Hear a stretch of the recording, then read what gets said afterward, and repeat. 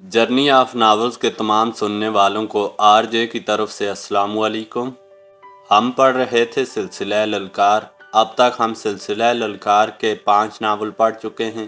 آج ہم 6واں ناول پڑھیں گے جس کا نام ہے جوابی کارروائی۔ عمران جونیئر کو لے کر لکھا گیا یہ طاہر جاوید مغل صاحب کا 6واں ناول ہے۔ آج ہم یہ ناول پڑھیں گے۔ شروع کرتے ہیں ہم اپنا آج کا ناول۔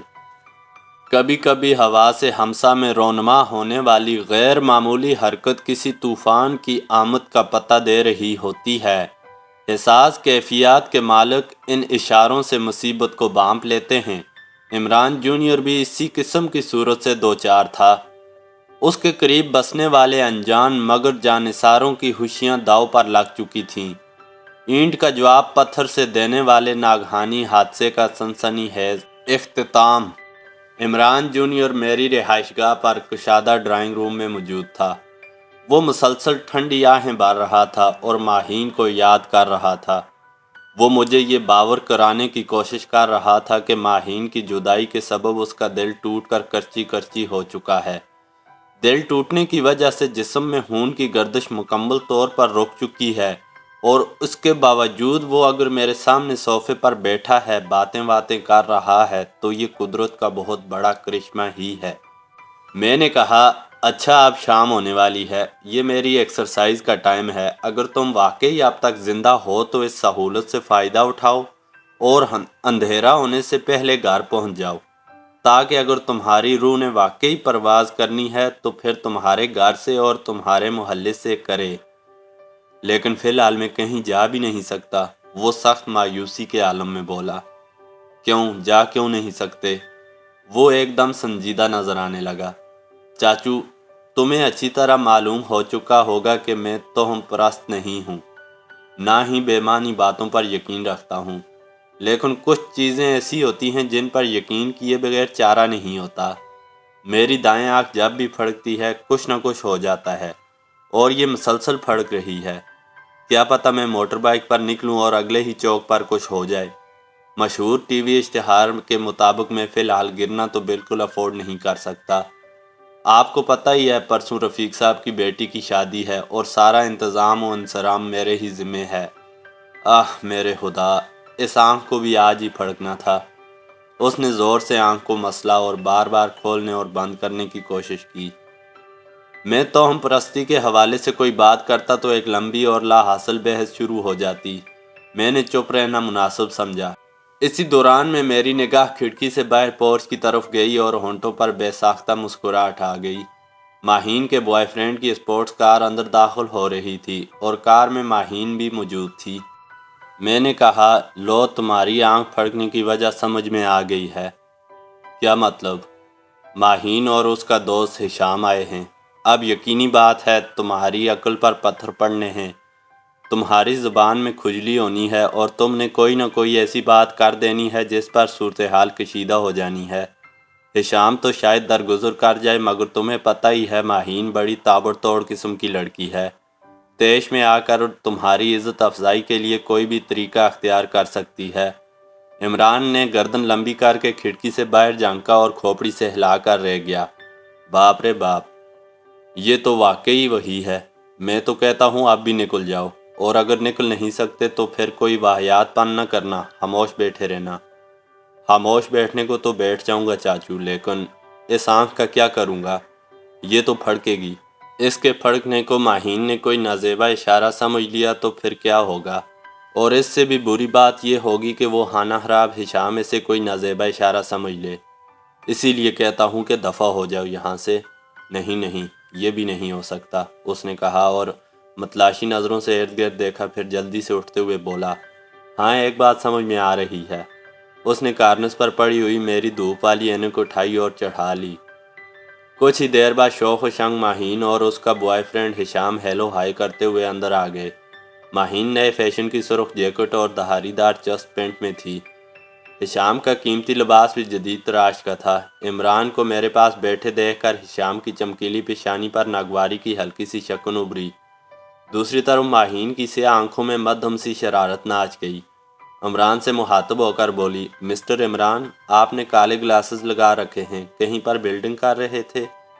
نہیں ایسا تو نہیں، کل موٹر سائیکل پر جاتے ہوئے آنکھ میں کچھ پڑ گیا تھا، بالکل سرخ ہو رہی ہے۔ یقین نہیں آ رہا، وہ مسکرائی۔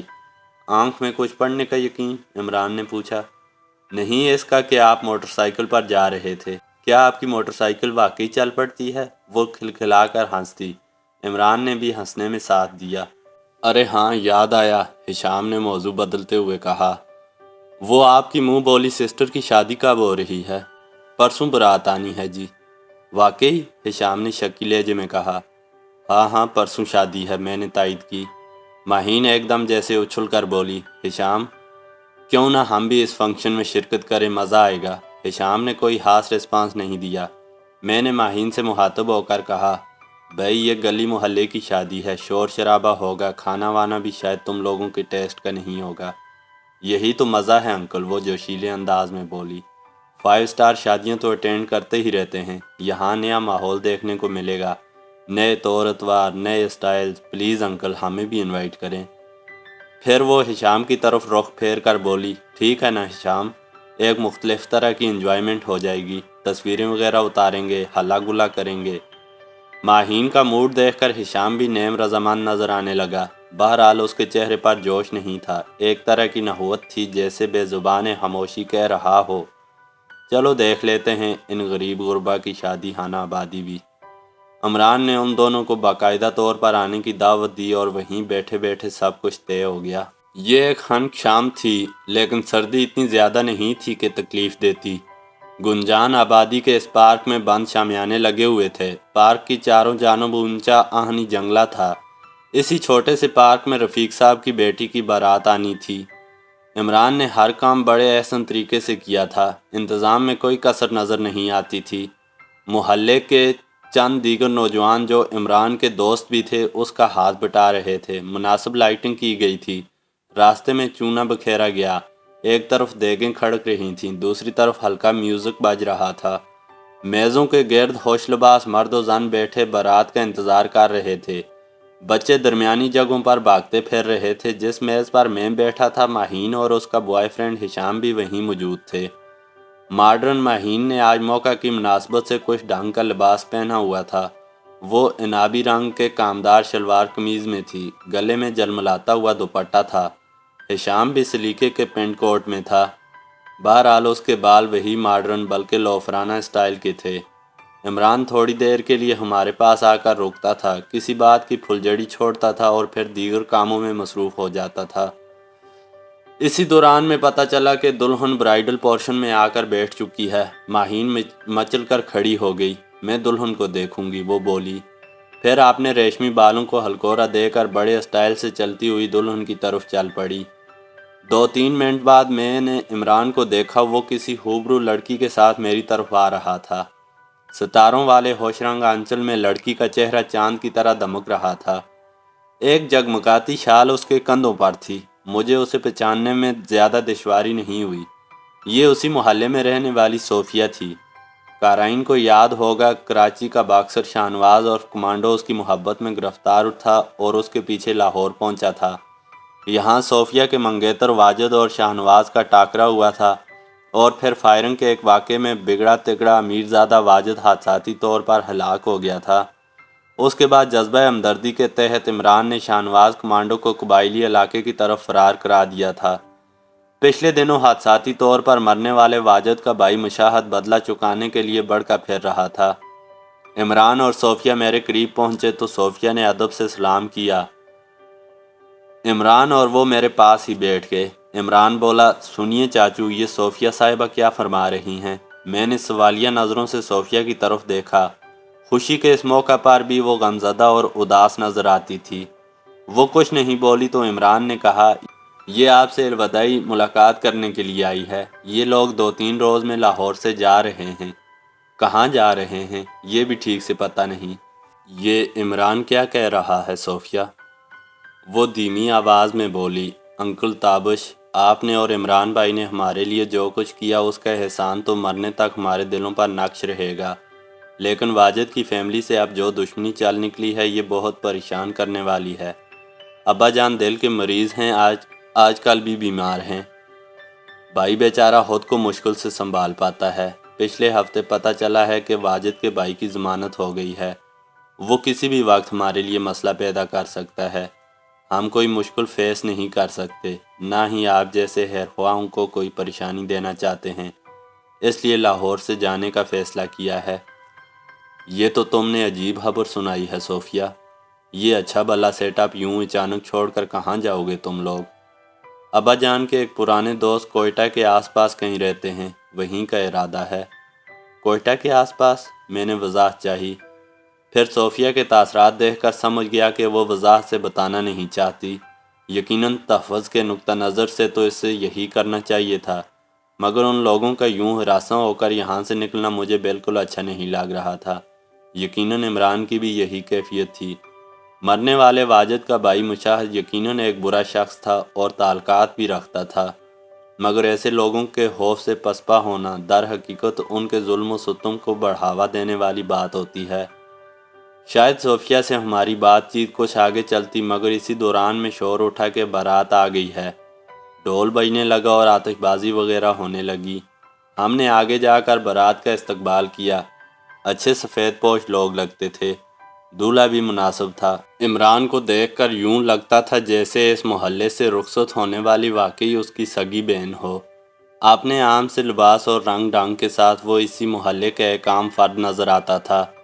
کون کہہ سکتا تھا کہ وہ انڈیا میں وسیع کاروبار رکھنے والا ایک نہایت ہی ہوشیار نوجوان ہے، لیکن جو کچھ بھی تھا اس کی جڑیں اسی سرزمین میں تھیں، انہی گلی کوچوں میں تھیں، اور وہ اپنے ان لوگوں کی مسیحائی کے لیے ان کے درمیان موجود تھا۔ بارات آتے ساتھ ہی نکاح خواں بھی پہنچ گئے۔ سامنے اسٹیج پر نکاح پڑھایا جانے لگا۔ میری نگاہ اسٹیج کے پاس ہی بیٹھی ہوئی خوبرو صوفیہ اور اس کی والدہ پر پڑی۔ صوفیہ کا چہرہ ایسے پھول کی طرح تھا جو خوش رنگ تو تھا مگر کملایا ہوا تھا۔ عمران کی طرح میرے دل کی بھی یہ گواہی تھی کہ صوفیہ بے شک ظاہر نہیں کرتی، لیکن وہ محبت کی بوالعجبی کا شکار ہوئی ہے۔ ایک شریف زادی ہونے کے باوجود وہ کراچی کے اس باکسر کے لیے پسندیدگی اور الفت کے جذبات رکھتی ہے جسے عرف عام میں گنڈا کہا جاتا ہے۔ اب وہ گنڈا شاہنواز کمانڈو ایک اتفاقیہ قتل کے سبب آزاد علاقے میں روپوش تھا، اور صوفیہ یہاں اپنے اہل خانہ سمیت مصائب کا شکار تھی۔ پتہ نہیں کیوں میری چھٹی حس کہہ رہی تھی کہ لاہور سے جانے کے بعد اس کے اہل خانہ جیسے تیسے اس کا رشتہ دیکھ کر فوراً اس کی شادی کر دیں گے، اور یوں خاموش محبت کی ایک اور کہانی اپنے المیہ انجام کو پہنچ جائے گی۔ کبھی کبھی یوں بھی ہوتا ہے کہ انسان کسی اندیشے کے بارے میں سوچتا ہے، اس کے بارے میں بات کرتا ہے، اور پھر وہ اندیشہ آنن فانن حقیقت کا روپ دھارنے لگتا ہے۔ ابھی کچھ ہی دیر پہلے صوفیہ میرے اور عمران کے پاس بیٹھی اپنے خوف اور خدشات کی بات کر رہی تھی۔ ہرگز اندازہ نہیں تھا کہ یہ خدشات اتنی جلدی وحشتناک صورت میں سامنے آ جائیں گے۔ نکاح ہو گیا تھا۔ چھوہاروں، کشمش اور خوشک خوبانیوں والی چھوٹی چھوٹی تھیلیاں تقسیم ہو رہی تھیں۔ اچانک داخلی راستے کی طرف شور سنائی دیا۔ یوں لگا کہ کچھ لوگ دندناتے ہوئے اندر آ گئے ہیں۔ تب میری آنکھیں حیرت سے کھلی رہ گئیں۔ میں نے 4-5 افراد کو دیکھا، وہ برا مار کر اندر گھس آئے تھے۔ وہ مسلح تھے۔ ان میں سے کم از کم 2 کے ہاتھوں میں کلاشنکوفیں صاف دکھائی دے رہی تھیں۔ باقیوں کے پاس بھی یقیناً آتشی ہتھیار تھے۔ اکثر سروس پسٹل میرے پاس موجود ہوتا تھا، لیکن آج کچھ بھی نہیں تھا۔ اندر گھسنے والے افراد لوگوں کو دائیں بائیں دھکیلتے ہوئے سیدھے اسٹیج کی طرف بڑھے۔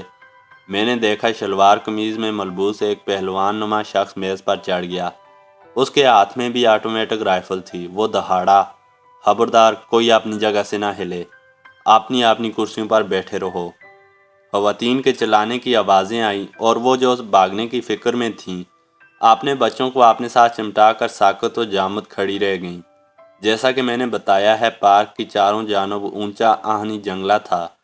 پارک کے سوراخ دار گیٹ کو اندر سے بند کر دیا گیا تھا، اور وہاں بھی ایک مسلح بدماش موجود تھا۔ عملی طور پر لوگ اب اس شامیانے میں بند ہو کر رہ گئے تھے۔ اچانک میری نگاہ لمبے قد والے مسلح شخص پر پڑی اور میں سکتہ زدہ رہ گیا۔ یہ کوئی اور نہیں، ضمانت پر رہا ہونے والا مشاہد احمد تھا۔ وہ اپنے بھائی کے قتل کے بعد صوفیہ کے در پہ تھا۔ وہ سیدھا تیر کی طرح اس میز پر پہنچا جہاں صوفیہ اپنی والدہ اور چند دیگر خواتین کے ساتھ موجود تھی۔ اس نے جاتے ساتھ ہی دہشت زدہ صوفیہ کو بالوں سے جکڑا اور کھینچ کر ایک کونے میں لے گیا۔ یہ کیا ہو گیا ہے چاچو؟ عمران بھاگتا ہوا میرے پاس آیا، اس کی نگاہ بھی اسٹیج پر تھی۔ وہی حرامزادہ ہے، واجد کا بھائی، میں نے سرسراتے لہجے میں کہا، اور یہی وقت تھا جب میری نظر مشاہد کی دائیں جانب کھڑے شخص پر پڑی اور میرے پورے جسم میں سردی کی تیز لہر دوڑ گئی۔ سانولے چہرے اور صفا چٹ سر والا یہ لمبا ترنگا شخص میرے لیے اجنبی نہیں تھا۔ میں اسے اچھی طرح جانتا تھا، اور میں ہی نہیں، پنجاب پولیس کے اکثر افسر اور اہلکار اسے بڑی اچھی طرح جانتے تھے۔ یہ دلاور عرف تیزاب تھا۔ یہ نہایت ہی شفاق مجرم، درجنوں افراد کا قاتل تھا۔ 2.5-3 سال پہلے جب یہ جیل توڑ کر فرار ہوا تھا، اس وقت بھی جیل پولیس کے 3 اہلکار اس کے ہاتھوں قتل ہوئے تھے۔ فراری کے دوران میں 2 بچوں کو بھی اس نے گاڑی کے نیچے کچلا تھا۔ جیتے جاگتے بندے کو موت کی نیند سلانا تیزابے کے لیے ایسے ہی تھا جیسے چیونٹی کو مسل دینا، اور یہ وحشی تیزابہ اس وقت مشاہد کا پشت پناہ بنا اس کے عقب میں کھڑا تھا۔ مجھے اس کے ہاتھ میں بریٹا ماڈل 12 کا مشین پسٹل صاف نظر آ رہا تھا۔ ہم دونوں اسٹیج کی طرف بڑھے اور اگلے 2 سیکنڈ میں تیزابے اور مشاہد سے 8-10 قدم کے فاصلے پر پہنچ گئے۔ میں نے اندازہ لگا لیا کہ عمران کا آتشین لہو اس کے جسم کو گرما چکا ہے اور وہ جان کی پرواہ کیے بغیر کچھ کر گزرے گا۔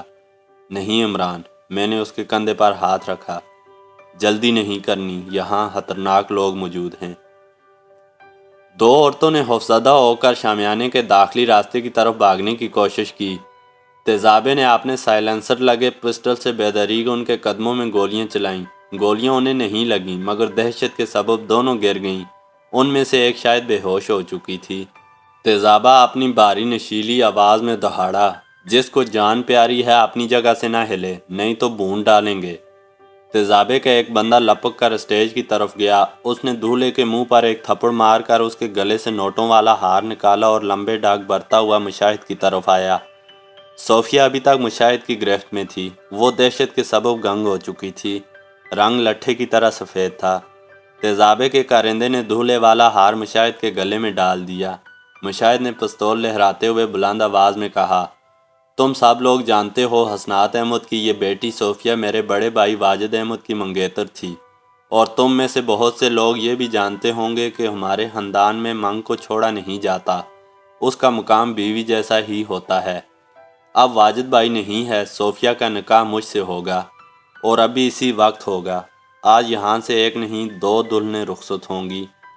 صوفیہ مشاہد کی گرفت میں کسمسائی، مگر باز کی گرفت میں آئی ہوئی چڑیا کتنا کسمسا سکتی ہے؟ مشاہد یا اس کے کسی ساتھی کی نظر ابھی تک مجھ پر یا عمران پر نہیں پڑی تھی۔ میں نے اپنی سفید شال کو کسی مفلر کی طرح اپنے چہرے کے سامنے کر لیا تھا۔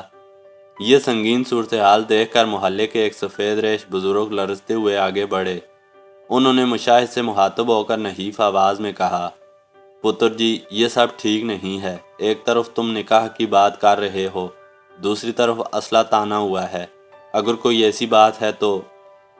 ابھی بزرگ کا فکرہ مکمل نہیں ہوا تھا کہ تیزابے نے بے دریغ ایک جامپڑ ان کے سر پر رسید کیا۔ ان کی پگڑی اچھل کر دور جا گری۔ وہ خود بھی قالین پر گرے۔ تیزابہ دہاڑا، اس وقت یہ اچے شملوں والے حرامی محلے دار کہاں تھے جب کراچی کا وہ گنڈا باکسر اس لڑکی کو اور اس کے گھر والوں کو دھمکیاں دیتا تھا؟ اور تب کہاں تھے یہ محلے دار جب مشاہد کے بھائی کو گولیوں سے چھلنی کیا گیا اور اس قاتل باکسر کو آزاد علاقے میں بھگایا گیا؟ بلکہ اسے بھگانے والا تم ہی حرامی محلے داروں میں سے ایک تھا، وہ کنجر کا تخم جسے تم لوگ ہیرو بھائی کہتے ہو۔ پھر تیزابہ اپنے ایک کلاشنکوف بردار سے مخاطب ہو کر دہاڑا، دیکھو اس گندی ماں کے بچے کو، یہاں ہی کہیں چوہے کی طرح چھپا ہوگا۔ میں نے عقب میں دیکھا عمران اب کھڑے لوگوں کے درمیان کرسی پر بیٹھ گیا تھا، اس لیے اس کا فوری طور پر نظر آنا آسان نہیں تھا۔ اس نے اپنی پی کیپ بھی پیشانی پر جھکا رکھی تھی۔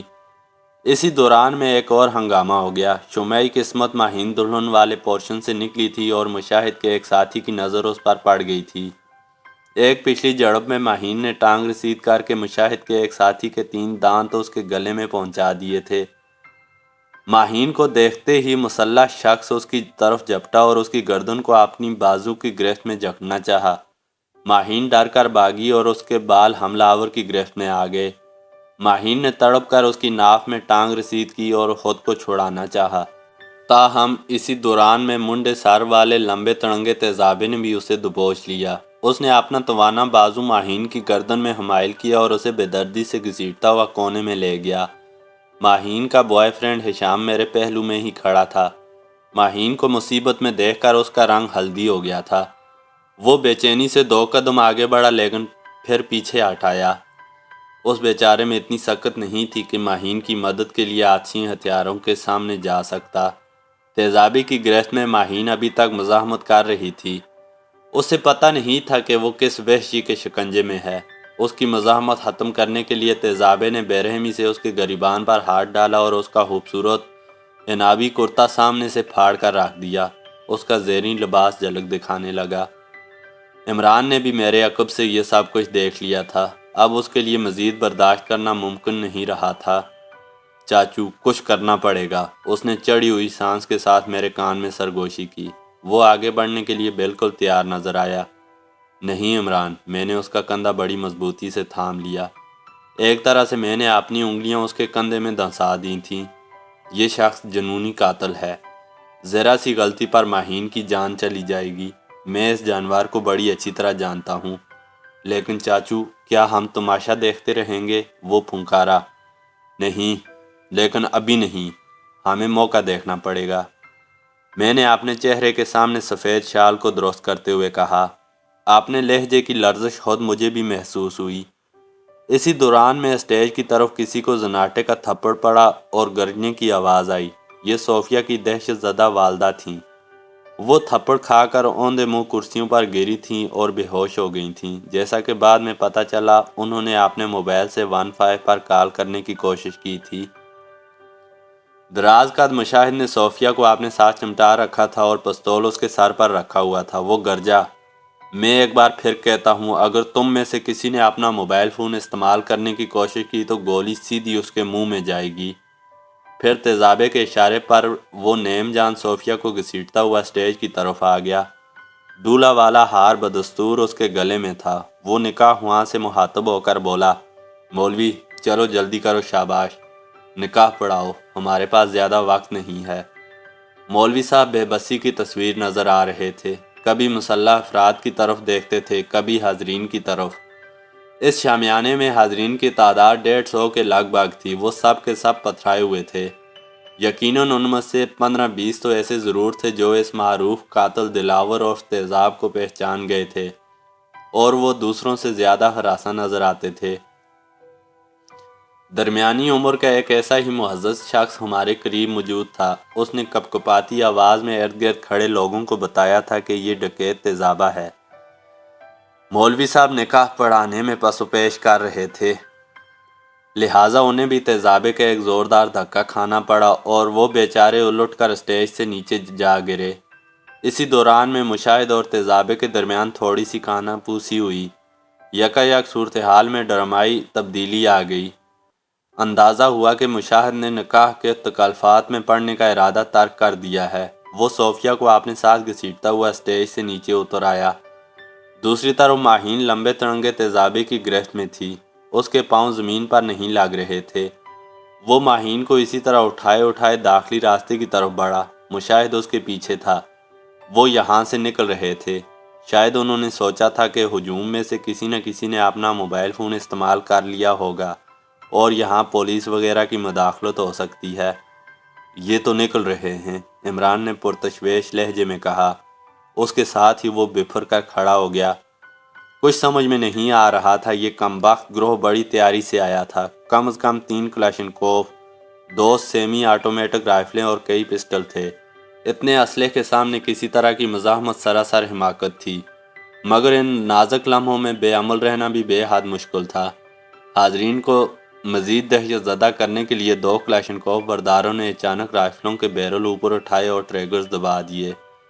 گولیوں کی خوفناک ترتراہٹ نے قیامت کا سماں پیدا کر دیا۔ شامیانے کی کنوپی میں درجنوں ہی سوراخ ہو گئے ہوں گے۔ عورتوں اور بچوں کے چلانے سے ہر طرف کوہرام مچ گیا۔ کچھ لوگ میزوں کے نیچے چھپ گئے۔ میں اور عمران جھک کر چلتے ہوئے داخلی دروازے کی طرف بڑھے، مگر آنن فانن سب کچھ ہو گیا۔ پارک کے دروازے کے ساتھ ہی جہازی سائز کی ایک نیلی جیپ کھڑی تھی۔ दोनों लड़कियों समेत हमला आवर बरा मार कर अंदर घुस गए। एक क्लाशनकोव की नाल अब भी जीप की खिड़की से बाहर निकली हुई थी और हवाई फायरिंग हो रही थी। जूं ही जीप तूफानी अंदाज में मोड़ काट कर रवाना हुई, मैं और इमरान भी अपनी गाड़ी में घुसे और उनके पीछे लपके। ये वही मेरी कार ग्रे कल्टस थी। इमरान जल्लाहट में बड़बड़ाया, ये बड़ी ज्यादती हो रही है, हमारे पास कोई हथियार नहीं है। ड्राइव करते हुए मुझे नीली जीप की अकबी सुर्ख बत्तियां नजर आ रही थीं। 1 मिनट के अंदर अंदर हम अंदरूनी सड़क से निकलकर बड़ी सड़क पर पहुंच गए। मैंने डैशबोर्ड में से अपना मोबाइल निकाला और इलाके में मौजूद पेट्रोलिंग बेट से राब्ता कायम किया। Hello Zubair, DSP Tabish speaking. यहाँ मोहनी रोड पर एक बड़ी वारदात हो गई है। मुजरम नीले रंग की टोटा जीप पर भाग रहे हैं। नंबर प्लेट ठीक से पढ़ी नहीं जा सकी, आखिरी हिंसे 432 हैं। जीप का रुख बंद रोड की तरफ है। मैं पीछा करने की कोशिश कर रहा हूँ। ठीक है सर, हम मुल्तान रोड की तरफ हैं, लेकिन पहुँचने की कोशिश करते हैं। सब इंस्पेक्टर से बात करने के बाद मैंने वायरलेस पर भी पैगाम चलवा दिया, मगर मसला ये था कि एयरपोर्ट की तरफ शाहराह कायद-ए-आज़म पर एक बहुत अहम वीआईपी मूवमेंट थी। बेशतर पुलिस और पेट्रोलिंग गाड़ियाँ उधर मौजूद थीं। लाहौर का एक बड़ा हिस्सा लावारिस पड़ा हुआ था।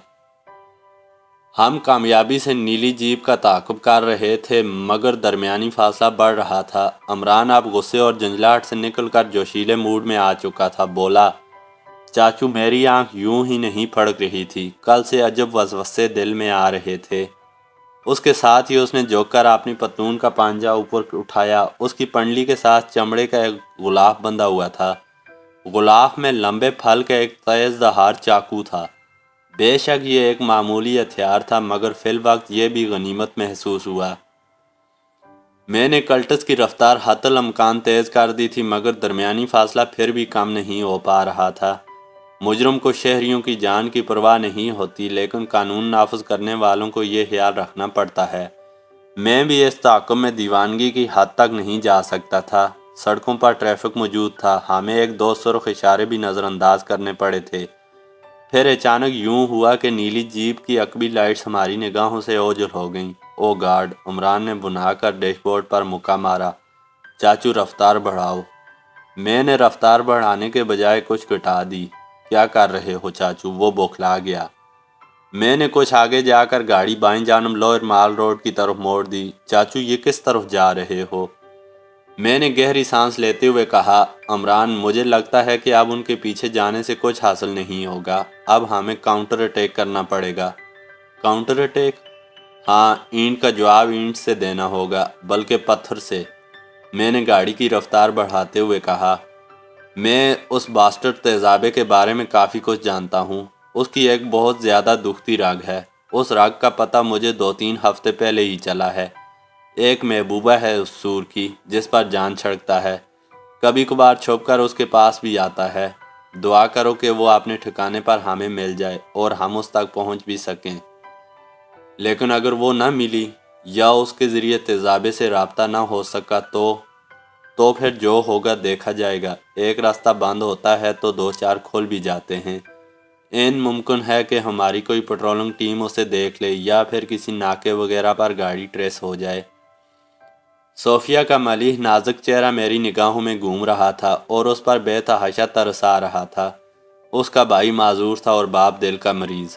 वो ऐसे संगीन चक्कर में फंस गई थी जिसने आज आनन फानन उसकी इज्जत और ज़िंदगी दाव पर लगा दी थी। अगले 1-1.5 घंटे में उसके साथ कुछ भी हो सकता था और उसे चाहने वाला बाक्सर शाहनवाज कमांडो यहाँ से सैकड़ों मील दूर कबायली इलाके की किसी एजेंसी के छोटे से कस्बे में पड़ा था।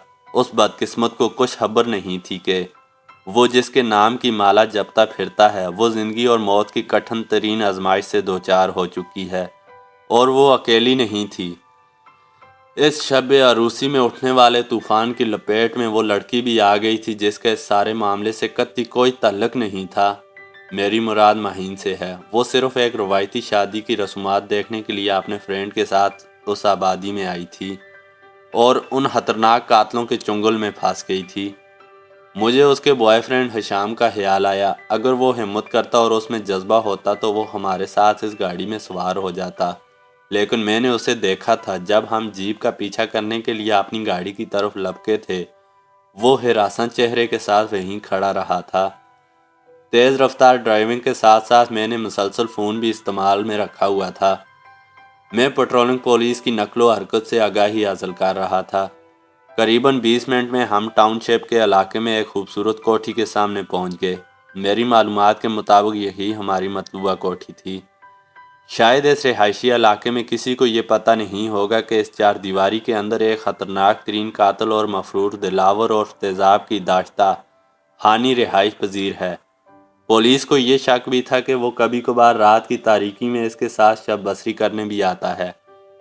یہ ہانی نامی لڑکی 1 مہینے سے کہیں گئی ہوئی تھی اور غالباً 2-3 دن پہلے ہی یہاں پہنچی تھی۔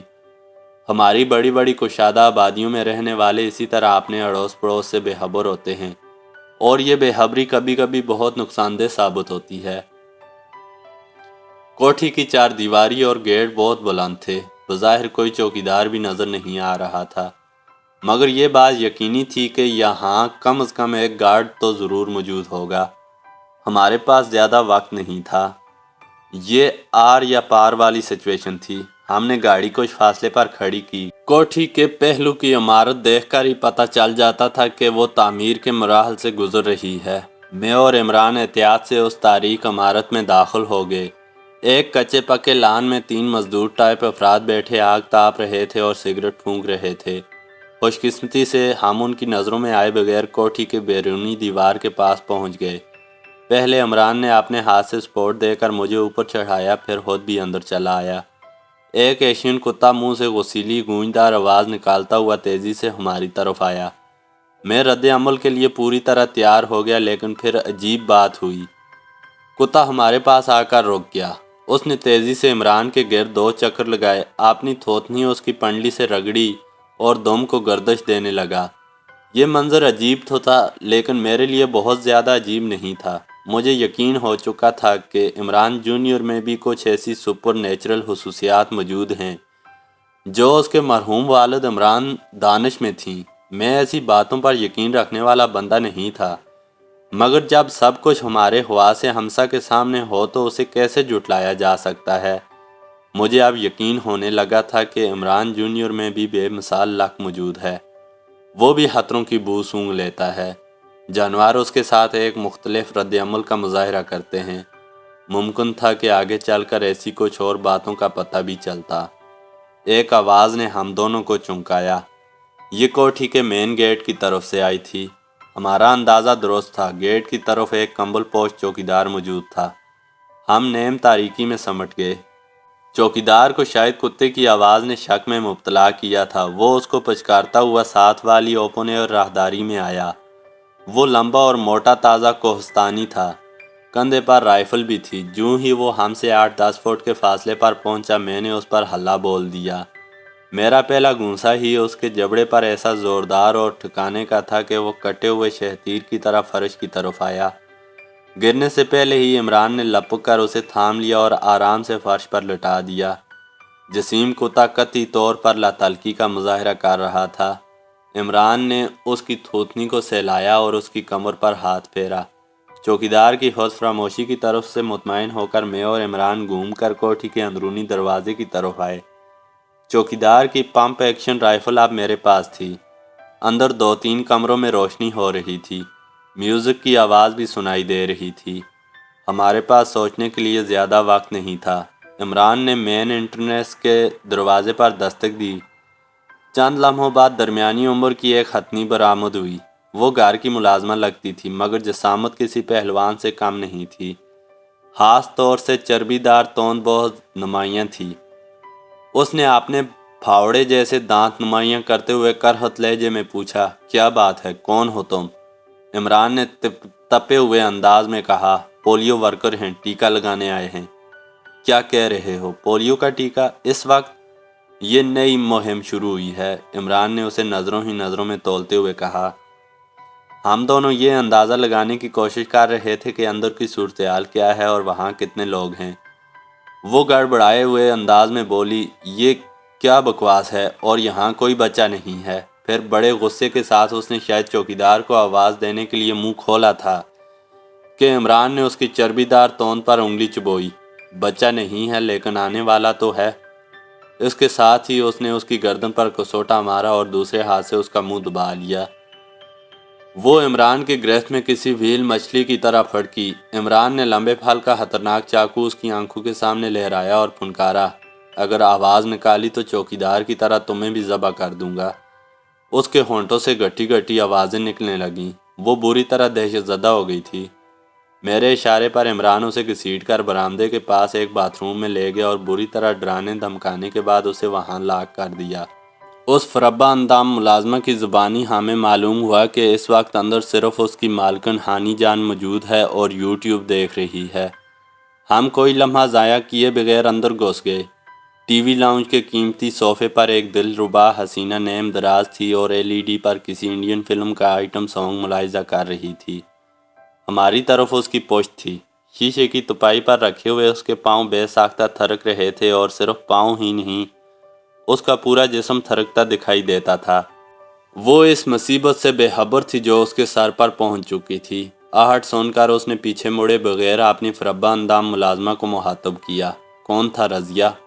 اچانک اسے خطرے کا احساس ہوا۔ اس نے پیچھے مڑ کر دیکھا۔ میرا تگڑا تھپڑ اس کے گال پر پڑا اور وہ الٹ کر دبیز قالین پر جا گری۔ میز پر رکھا ہوا جہازی سائز کا ملائی پوٹی پیزا قالین پر بکھر گیا۔ وہ ہکا بکا ہماری طرف دیکھنے لگی۔ وہ خوبصورت تھی، تاہم پشتو فلموں کی ہیروئنز کی طرح وزن تھوڑا زیادہ تھا۔ اس نے ڈھیلی ڈالی سرخ نائٹی پہن رکھی تھی جس کا گریبان دور تک چلا گیا تھا۔ عمران نے آگے بڑھ کر میز پر سے اس کا موبائل فون اٹھا لیا اور چاقو کا یک بستہ پھل اس کی گردن پر رکھ دیا۔ چوکیدار، چوکیدار، وہ دہشت زدہ انداز میں چلائی۔ چوکیدار تمہارے ہی کام سے گیا ہے، قبر کی جگہ ڈھونڈنے کے لیے، عمران زہریلے لہجے میں بولا۔ کہ کون ہو تم؟ کیا چاہتے ہو؟ وہ ہکلائی۔ اس کی بڑی بڑی آنکھوں میں دہشت کی یلغار تھی۔ نائٹی میں اس کے دونوں بازو کندھوں تک نظر آ رہے تھے۔ کندھے سے ذرا نیچے دونوں بازوؤں پر چھوٹے چھوٹے ٹیٹو بنے ہوئے تھے۔ یہ دراصل انگریزی کے 2 حرف D اور K تھے جو آپس میں بڑے اسٹائل سے گتھم گتھا نظر آتے تھے۔ مجھے یہ سمجھنے میں زیادہ دیر نہیں لگی کہ یہ D شاید دلاور کو ظاہر کرتا ہے اور K ہانی کا پہلا حرف ہے۔ یہ ٹیٹو ان دونوں کے جنسی تعلق کا نمونہ سمجھے جا سکتے تھے۔ وہ جلدی سے بولی، اگر تم کچھ لوٹنے کے ارادے سے آئے ہو تو لوٹ لو، لیکن تمہیں پتہ نہیں ہے کہ تم کس کے گھر میں گھسے ہو، بہت نقصان اٹھاؤ گے۔ اچھا، کس رستم خان کا گھر ہے یہ؟ عمران نے انجان بن کر پوچھا۔ بہت برا ہے، بہت برا پیش آئے گا۔ ہم بھی بروں ہی کی تلاش میں ہیں، عمران نے کہا اور اسے صوفے پر بٹھا کر چاقو اس کے پہلو سے لگا دیا۔ اس کا بڑا بڑا جوان جسم بھی تھرک رہا تھا۔ پہلے یہ تھر تھراہٹ موسیقی کی وجہ سے تھی لیکن اب خوف کے سبب تھی۔ دلاور عرف تیزابی کی اس داشتہ کا موبائل فون اب عمران کے پاس تھا۔ میں نے اس سے یہ فون لیا اور اس پر دلاور کا نمبر تلاش کرنے کی کوشش کی۔ D جانو کے نام سے ایک نمبر پر مجھے شک ہوا کہ یہ تیزابے کا ہوگا۔ اس کے ٹیکسٹ میسج دیکھے تو تصدیق ہو گئی۔ گرما گرم قسم کے لچڑ میسج تھے جن سے ہانی کے بارے میں تیزابی کی وارفتگی کا اظہار ہوتا تھا۔ یوں لگتا تھا کہ وہ اس آفتزادی کو 24 گھنٹے اپنی آغوش میں رکھنا چاہتا تھا مگر اس کی مفروری آڑے آتی تھی۔ میں نے اپنے موبائل فون کی طرف دیکھا۔ ابھی تک میرے فون پر کوئی ایسی کال یا ایسا میسج نہیں آیا تھا جس سے کچھ امید بنتی یا اغوا کنندگان کے پکڑے جانے کا امکان پیدا ہوتا۔ مطلب صاف ظاہر تھا، اب ہمیں یہی طریقہ اپنانا تھا جو ہمیں میسر تھا۔ میں نے کہا، عمران، میں اس ہانی کے فون سے تیزابے کو کال ملا رہا ہوں، امید ہے کہ یہ ویڈیو کال ہوگی۔ تم اس کنجر کو بتا دو کہ ہم اس گائے کو ذبح کر رہے ہیں۔ میرا اشارہ ہانی کی طرف تھا۔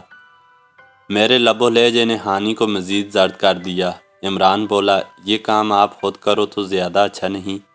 نہیں عمران، مجھے پہچانتا ہے اس کا منہ، بولا حسم، اور یہ بھی جانتا ہے کہ میں پولیس میں ہوں۔ عمران میرا مطلب سمجھ گیا۔ جو خوفناک دھمکی ہم تیزابے کو دینے جا رہے تھے وہ ایک پولیس افسر کے منہ سے زیادہ مؤثر نہیں تھی۔ یہ کوئی بفرا ہوا خطرناک شخص ہی دیتا تو ٹھیک تھا۔ یکا یک ہانی نے تڑپ کر خود کو عمران سے چھڑایا اور بھاگنے کی کوشش کی۔ یقیناً یہ اس کی اضطراری حرکت ہی تھی۔ عمران نے ٹخنے کے پاس سے اس کی ٹانگ پکڑی اور وہ اوندے منہ گری۔ گرتے ہوئے اس کا ماتھا صوفے کے ہتھے سے ٹکرایا اور وہ بلند آواز میں کراہ کر رہ گئی۔ عمران نے اس کو قالین پر ہی چھاپ لیا۔ وہ اوندی پڑی کسی اتھری گائے ہی کی طرح زور لگانے لگی۔ میں نے اس کی دونوں ٹانگیں پکڑ لیں۔ عمران نے اس کا بازو موڑ کر پشت سے لگا دیا اور تیز دھار چاقو اس کی گردن پر رکھ دیا۔ اس کے ماتھے سے خون نکلنے لگا تھا۔ وہ مچل رہی تھی اور گالیاں بھی بک رہی تھی۔ اس دینگا مشتی میں اس کے گلے سے ایک باریک طلائی زنجیر ٹوٹ گئی تھی۔ یہ دراصل ایک چھوٹا سا طلائی تعویذ تھا جو اب قالین پر پڑا تھا۔ وہ اسے قالین پر دیکھ کر دہاڑی، برباد ہو جاؤ گے تم، میں گھوڑا سائیں کی مریدنی ہوں، بیڑا غرق ہو جائے گا تمہارا، چھوڑ دو مجھے، ٹھنڈا ہونے پر چھوڑ دیں گے، عمران نے زہر ہند لہجے میں کہا۔ آج وہ شوق کھلنڈرے عمران سے بالکل مختلف نظر آ رہا تھا۔ اس کے ماتھے کی رگیں ابری ہوئی تھیں، آنکھوں میں آگ نظر آتی تھی۔ ابھی کچھ دیر پہلے میں نے دیکھا تھا کہ اس کوٹھی میں کئی جگہ گھوڑے کی نہل آویزاں نظر آئی تھی۔ یہ بد نظری سے بچنے کی ایک توہمانہ کوشش ہی کہلا سکتی تھی۔ یقیناً اس کا تعلق کسی نام نہاد گھوڑا سائیں سے بھی ہوگا۔ یہ واہمی سوچیں اور یہ خرافات ہمارے وطن عزیز میں کہاں کہاں پنجے گاڑے ہوئے ہیں۔ میں نے مزید وقت ضائع کیے بغیر ہانی کے فون سے دلاور تیزابے کو واٹس ایپ پر ویڈیو کال کی۔ تھوڑی سی تاخیر ہوئی لیکن کال مل گئی۔ اسکرین پر منڈے ہوئے سر والے تیزابے کا منحوس چہرہ نظر آیا۔ وہ اب گاڑی میں نہیں، کسی گھر میں تھا۔ میں نے فون کا رخ اس طرح رکھا تھا کہ تیزابے کو میری شکل نظر نہ آئے۔ ہیلو جانی، خیریت ہے؟ تیزابے نے نارمل لہجے میں پوچھا۔ میں نے جواباً موبائل کے کیمرے کا رخ عمران اور ہانی جانی کی طرف کر دیا اور موبائل کو صوفے کے دو نشستوں کے درمیان اس طرح پھنسا دیا کہ سارا حسین و دلربا منظر تیزابے کو نظر آتا رہے۔ ظاہر ہے کہ یہ منظر دیکھ کر تیزابے کی جو حالت ہوئی ہوگی وہی جانتا ہوگا۔ خون چکاں پیشانی والی ہانی کو عمران نے قالین پر دبوچا ہوا تھا اور چاقو کا 10 انچ لمبا تیز دھار پھل اس کی گردن پر رکھا ہوا تھا۔ عمران کے چہرے پر اس وقت جو وحشت نظر آ رہی تھی وہ مصنوعی نہیں تھی، کسی اداکاری کا نتیجہ نہیں تھی۔ یہ وحشت اس غیظ و غضب کے اندر سے اٹھ رہی تھی جو ان لمحوں میں اس کے سینے میں موجود تھا۔ یہ ایک بدلا ہوا عمران تھا۔ وہ سرسراتے ہوئے لہجے میں کیمرے کی طرف دیکھ کر پھنکارا، خیریت نہیں ہے باسٹرڈ، بالکل بھی خیریت نہیں ہے۔ اگر تیری طرف ان دونوں لڑکیوں کو کچھ ہوا تو میں اپنے مرے باپ کی قسم کھاتا ہوں تیری اس معشوقہ کو اسی قالین کے اوپر چیر کر رکھ دوں گا۔ موبائل فون کی اسکرین پر نظر آ رہا تھا کہ تیزابے کے چہرے پر ہوائیاں اڑنے لگی ہیں۔ یقیناً اس نے عمران کے خطرناک تیور بھی دیکھ لیے تھے۔ یہ کیا ہو رہا ہے؟ یہ کیا کر رہے ہو تم؟ تیزابہ پھنکارا۔ ابھی کچھ کیا نہیں لیکن ہو جائے گا، عمران نے کہا۔ دونوں لڑکیاں کہاں ہیں؟ انہیں میرے سامنے لاؤ، ابھی اسی وقت۔ تم اپنی موت کو دعوت دے رہے ہو، تیزابہ پھر پھنکار کر بولا۔ لڑکیاں کیمرے کے سامنے لاؤ، عمران بفرے شیر کے مانند گرجا۔ کھلنڈرے عمران کا یہ روپ میرے لیے تعجب خیز تھا۔ تیزابے جیسا خوفناک بدماش بھی اس لب و لہجے سے مرعوب نظر آنے لگا تھا۔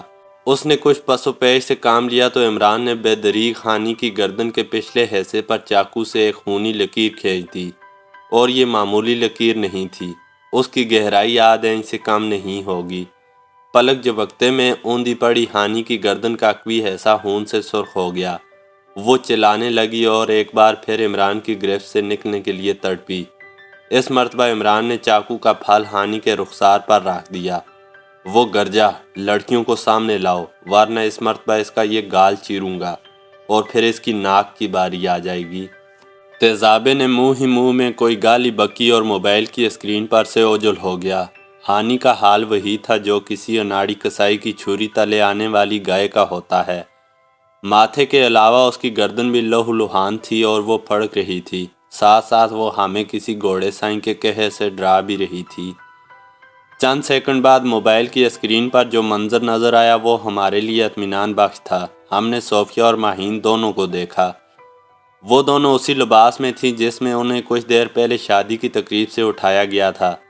ماہین کی ہوش رنگ قمیض سامنے سے چاک تھی اور اس کے دونوں ہاتھ بھی کسی رسی کے ساتھ سامنے سے باندھ دیے گئے تھے۔ وہ اور صوفیہ سکڑی سمٹی ایک صوفے پر بیٹھی تھیں۔ بہرحال شواہد بتا رہے تھے کہ ابھی تک ان کے ساتھ کوئی بدسلوکی نہیں ہوئی ہے۔ اب ہمیں دراز قد مشاہد احمد کی شکل بھی نظر آ گئی۔ دولہا والا کرنسی ہار ابھی تک اس کے گلے میں تھا۔ وہ واضح طور پر نشے میں لگتا تھا۔ پستول بدست وہ صوفیہ کے سر پر کھڑا تھا جو مسلسل رو رہی تھی۔ مشاہد نے یقیناً عمران کو پہچان لیا تھا۔ وہ چمک کر بولا، ہیرو، یہ سب کچھ بہت مہنگا پڑے گا تجھے، کیا چاہتا ہے تو؟ عمران نے کہا، تیری حیثیت میرے لیے مشینی چوزے سے زیادہ نہیں ہے۔ میں تجھ سے نہیں، تیری ماں کے حسم تیزابے سے بات کر رہا ہوں۔ بول تیزابے، کیا فیصلہ کیا ہے تو نے؟ ان دونوں لڑکیوں کو بحفاظت ہمارے پاس پہنچا دے، ہم بھی تیری اس معشوقہ کو چھوڑ دیں گے۔ دوسری صورت میں یہ بری موت مرے گی اور ابھی تیرے سامنے مرے گی۔ عمران کا چاقو بدستور ہانی کے چکنے رخسار پر تھا۔ کسی وقت یہ رخسار کندھاری انار کی طرح دمکتا ہوگا، مگر اب غریب فروٹ کی طرح زرد تھا۔ میں نے دیکھا کہ اپنی محبوبہ کو اس حالت میں پا کر تیزابے جیسے زہریلے قاتل کا پتا پانی ہونے لگا تھا۔ اس نے اپنے سانولے خشک ہونٹوں پر زبان پھیری اور پہلی بار قدرے دھیمے لہجے میں بولا، کیا چاہتے ہو تم لوگ؟ ان دونوں لڑکیوں کو حفاظت سے ہمارے پاس پہنچا دو۔ عمران نے ایک ایک لفظ پر علیحدہ علیحدہ زور دیا۔ تیزابہ چند سیکنڈ تک جانچنے والی نظروں سے عمران کی طرف دیکھتا رہا۔ غالباً اس کی جہاندیدہ نگاہوں نے اسے سمجھا دیا تھا کہ اس کا پالا اپنے ہی جیسے کسی خطرناک شخص سے پڑ گیا ہے، اور یہاں وہی کچھ ہوگا جس کی دھمکی کھلے الفاظ میں دی جا رہی ہے۔ اچانک وہ ٹھہری آواز میں بولا، ٹھیک ہے، مجھے منظور ہے۔ تم ہانی کو چھوڑ دو، میں ان دونوں لڑکیوں کو چھوڑ دیتا ہوں۔ کس طرح ہوگا یہ سب؟ عمران نے دریافت کیا۔ وہ زہریلے طنزیہ انداز میں بولا، میں بدماش ہوں، شریفوں کی طرح وعدے سے نہیں پھرتا، وہی کروں گا جو کہہ رہا ہوں۔ عمران بولا، تمہیں کس ناہنجار نے کہہ دیا کہ ہم شریف ہیں؟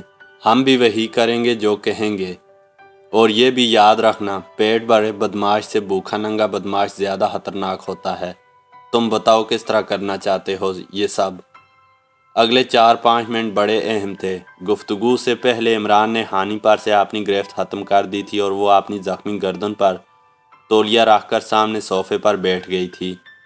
چاقو بدستور عمران کے ہاتھ میں تھا۔ میں موبائل کیمرے کے سامنے نہیں آیا تھا، تاہم مشاہد وغیرہ یقیناً سمجھ چکے تھے کہ میں بھی آس پاس موجود ہوں۔ عمران اور تیزابے کے درمیان ہونے والی گفتگو میں ہانی، ماہین اور صوفیہ کے تبادلے کا طریقہ کار طے ہو گیا، اور یہ بھی طے ہو گیا کہ اب کم از کم ان تینوں خواتین والے معاملے کو دوبارہ نہیں چھیڑا جائے گا۔ میں موبائل کی اسکرین پر مشاہد اور اس کے ایک فربہ اندام ساتھی کو بھی دیکھ رہا تھا۔ مجھے یوں لگ رہا تھا کہ مشاہد اس ساری صورتحال سے کچھ زیادہ خوش نہیں ہے۔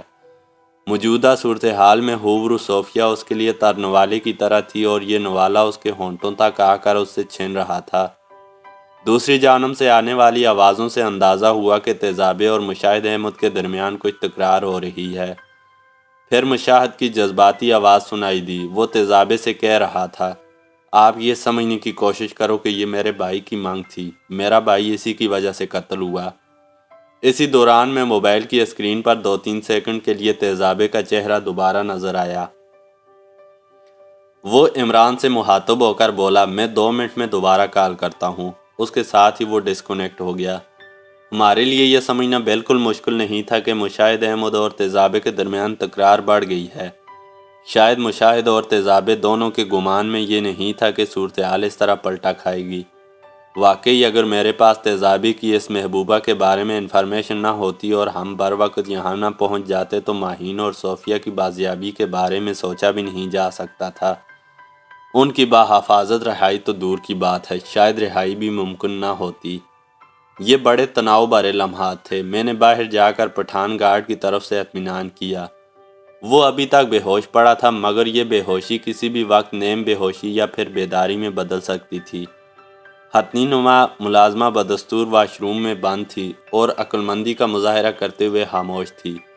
میں واپس کمرے میں پہنچا تو تیزابہ دوبارہ موبائل کی اسکرین پر نمودار ہو چکا تھا۔ ہمیں اس کی صورت دیکھ کر ہی پتہ چل گیا کہ اس کے اور مشاہد کے درمیان کچھ مارا ماری بھی ہوئی ہے، جس کا نتیجہ واضح طور پر تیزابے کے غلبے کی صورت میں نکلا تھا۔ ہانی عیاش صفت تیزابی کی وہ دکھتی راگ ثابت ہوئی تھی جس نے اسے ہماری بات ماننے پر مجبور کر دیا تھا۔ ٹھیک 45 منٹ بعد رات کے 1 بجے دریائے راوی کے کنارے ایک بیلا نما جگہ پر 2 گاڑیاں موجود تھیں۔ ایک میں ہمارے ساتھ ہانی تھی جس کی زخمی گردن اور پیشانی پر بینڈیج تھی۔ دوسری طرف گاڑی میں ماہین اور صوفیہ موجود تھیں۔ مزید تفصیل میں جانے سے رودات طویل ہوگی۔ یہ تبادلہ خیریت سے مکمل ہو گیا۔ بہرحال ہانی کے چوکیدار کی رائفل میں نے فوری طور پر واپس نہیں کی اور کافی فاصلے پر جا کر اسے ایک جگہ جھاڑیوں میں پھینکا اور تیزابے کو اطلاع دی۔ ہم 2 بجے کے قریب واپس اس شادی والے گھر میں پہنچ گئے جہاں سے قریباً 3 گھنٹے پہلے محمد رفیق کی بیٹی رخصت ہو کر گئی تھی۔ دونوں لڑکیوں کی اتنی سرحد کے ساتھ بحفاظت واپسی نے سب کو حیران کیا اور بہت حد تک خوش بھی۔ سب سے زیادہ خوشی ماہین کا بوائے فرینڈ ہشام محسوس کر رہا تھا۔ وہ ابھی متعلقہ تھانے میں رپورٹ درج کرا کے واپس آیا تھا۔ اس کا چہرہ بتا رہا تھا کہ وہ دل ہی دل میں خود کو خجل بھی محسوس کر رہا ہے۔ اس خجالت کی وجہ یقیناً وہی تھی جو ہم جانتے تھے۔ جب ہم گاڑی لے کر تیزابے اور مشاہد کے پیچھے لپکے تھے وہ لوگوں کے درمیان ایک کونے میں بے حرکت کھڑا رہا تھا۔ یقیناً ماہین نے اس سے اس بے عملی کے بارے میں پوچھنا تھا مگر فی الحال تو وہ موجودہ واقعے کے سنگین اثرات کے گہرے میں تھی۔ واٹس ایپ کی ویڈیو کال میں یقیناً ماہین نے بھی عمران جونیئر کا وہ دبنگ روپ دیکھا تھا جس نے تیزابے جیسے قاتل بدماش کا پتا پانی کیا تھا۔ اس کی نگاہوں میں عمران کے لیے شکریہ کے علاوہ سخت حیرانی کے تاثرات بھی نہایت ہی واضح دکھائی دیتے تھے۔ اس موقع پر مجھے کھلنڈرے اور اول جلول عمران کی اعلیٰ ظرفی کا بھی پتہ چلا۔ وہ ہشام کی خجالت اور شرمندگی دور کرنے کے لیے اس سے مخاطب ہو کر بولا، ہشام بھائی ویری سوری۔ ہم اس وقت ماہین اور صوفیہ کے پیچھے اتنی تیزی سے نکلے کہ آپ کو اپنے ساتھ سوار نہ کر سکے۔ میں نے بیک مرر میں دیکھا تھا کہ آپ گاڑی کی طرف لپکے تھے مگر اس وقت ہم کافی دور نکل چکے تھے۔ کوئی بات نہیں، ہشام نے نظر ملائے بغیر کہا۔ آپ نے جو کچھ کیا مجھ سے بھی بڑھ کر کیا۔ ماہین نے بوائے فرینڈ ہشام کا بازو تھام کر اس کے کندھے سے سر ٹکایا اور سسکنے لگی۔ میں عمران کو گور کر رہ گیا۔ محلے داروں کے علاوہ مقامی پولیس اور میڈیا کے لوگ بھی ہمارے ارد گرد جمع ہو چکے تھے۔ وہ اس تیز رفتار کارروائی کے بارے میں زیادہ سے زیادہ جاننا چاہتے تھے مگر میں نے عمران کو یہ بات سمجھا دی تھی کہ ہم اپنا بیان سوچ سمجھ کر دیں گے۔ میڈیا والے ہمیں زج کرنے لگے تو ایک دم عمران کو جیسے کچھ یاد آ گیا۔ وہ مجھے بازو سے کھینچ کر ایک طرف لے گیا۔ وہ اب پھر اپنے نارمل ہلکے پھلکے موڈ میں نظر آتا تھا۔ یہ حیران کن تبدیلی تھی۔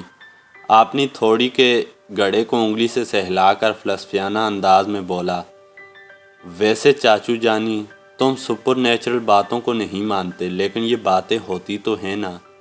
ٹھیک ہے، پیر گھوڑے سائیں جیسی باتوں کو ہم نظر انداز کر دیتے ہیں مگر ٹیلی پیتھی، ہیپاٹزم اور مستقبل بینی جیسی غیر مرئی توانائیاں تو کائنات میں موجود ہیں نا۔ میں نے کہا زیادہ کائنات کے مامے مت بنو، اصل بات بتاؤ۔ وہ مسمسی صورت بنا کر بولا، چاچو جانی یہ موجودہ مسئلہ ابھی پوری طرح ختم نہیں ہوا لیکن مجھے لگ رہا ہے کہ کوئی اور نیا مسئلہ سٹارٹ ہونے والا ہے۔ کیا مطلب؟ 10-15 منٹ سے میری بائیں آنکھ پھر پھڑکنا شروع ہو گئی ہے۔ اس نے جان بوجھ کر اپنی آنکھ پھڑکا کر مجھے دکھائی۔ میں نے قریب پڑا ہوا لوہے کا سریا اٹھایا تو وہ بھاگ نکلا۔ میں سوچتا رہ گیا، کیا یہ وہی عمران ہے جو کچھ دیر پہلے ہانی کی رہائش گاہ پر تیزابے جیسے بدماش کے لیے سراپا غیظ و غضب نظر آ رہا تھا؟ اس کا یہ دبنگ روپ مجھے یقین دلا رہا تھا کہ اب صوفیہ پر ہاتھ ڈالنا کسی کے لیے آسان نہیں ہوگا۔ جی تو دوستو، ہمارا سلسلہ للکار کا آج کا ناول یہاں پر مکمل ہوتا ہے۔ سلسلہ للکار کا یہ چھٹا ناول تھا۔ نام تھا اس کا جوابی کارروائی۔ مصنف تھے طاہر جاوید مغل صاحب۔ تو ہمارا آج کا ناول یہاں پر مکمل ہوتا ہے۔ آپ کو کیسا لگا یہ ناول اور عمران جونیئر کو پڑھ کر آپ کیسا محسوس کر رہے ہیں یہ آپ کمنٹ باکس میں ضرور بتائیے گا۔ ملتے ہیں اگلے ناول میں، تب تک کے لیے مجھے دیجیے اجازت۔ اللہ حافظ۔